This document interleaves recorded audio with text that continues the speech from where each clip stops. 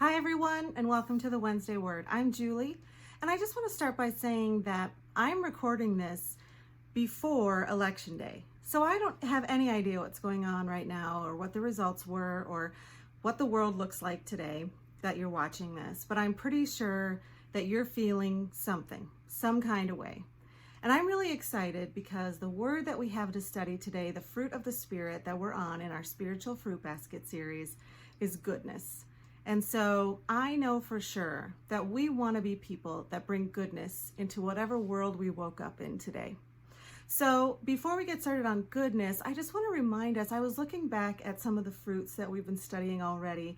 They're called the fruit of the Spirit because we're trying to grow them in our lives, to produce them in and around us. And the way we do that is by spending time with Jesus, being more present with the Lord, and we can do that by spending time with God, by reading the Word, worshiping, praying, speaking to Him, or listening.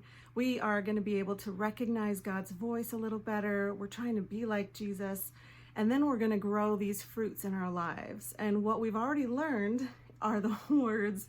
Listen to these words: love, joy, peace, patience, kindness. Today is goodness. And now we still have coming up faithfulness, gentleness, and self-control. Even just saying that list is such a contradiction to what the world wants us to grow in.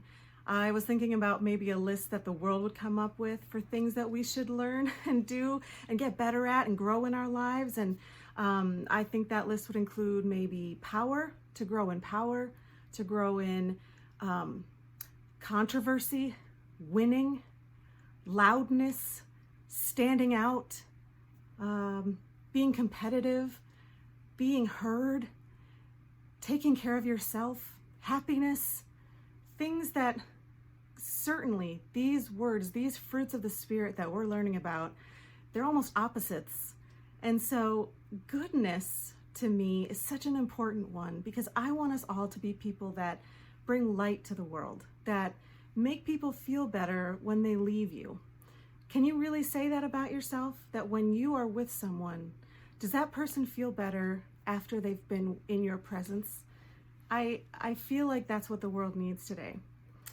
I know that when you look up God and you look for a description of God and His goodness in the Bible, it is constantly in the same sentence as words like compassion, mercy, grace, restoring, refuge.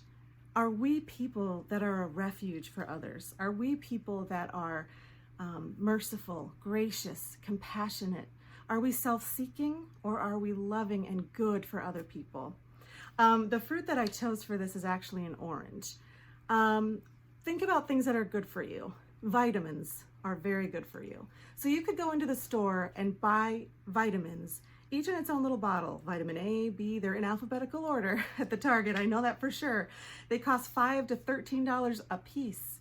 Or you can go to the fruit aisle and you can pick up an orange, which is delicious and healthy, but it's kind of subtle. We don't think about oranges. Poor oranges, they're named after the color they are. They didn't even get a fun name like dragon fruit or papayas. They're just there, but they're so good for us. And they provide us with something so important. They're subtle. They're not something flashy, but they're so good for us. And they're there all the time. You drink them in orange juice. We put them in things to smell better. We put them in our cleaners. They're a subtle fruit that's just a constant. Can we say that we are like an orange today for someone? Are we good for them? Are we helpful? Are we just there to be a blessing, to be good for them? I'm just asking you today to think about, are you someone that can provide a light, something healthy and good for someone else today? Let's be the goodness that the world needs today. Thanks for watching.